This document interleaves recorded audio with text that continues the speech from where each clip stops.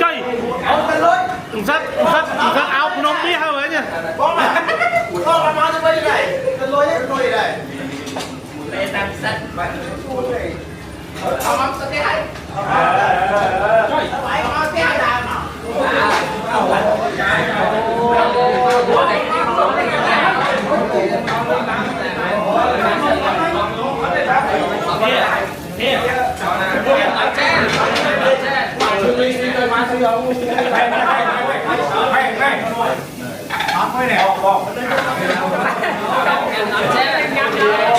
chi lý mà xi tăng tầm 4 á.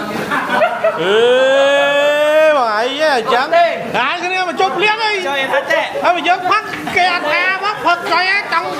trong bay buồn thôn này ấy nhỉ Tê bị xi tăng tầm 4 hết. Lấy bên nó xong quá tiết.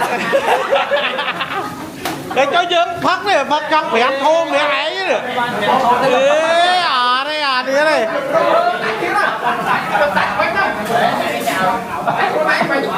bằng đu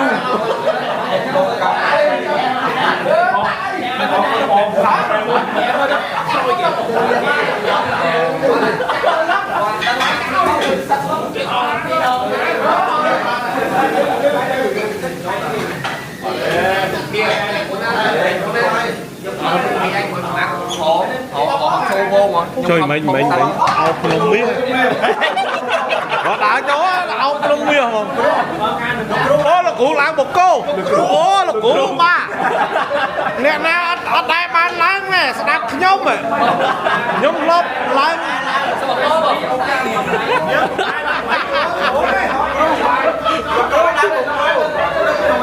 là cụ làng một cô đó là cụ làng một cô mơ lá mùi muối cọc bóc á mà bay cả ló cọc bóc á cọc bóc nó là bay anh đưa cho cụ ấy mà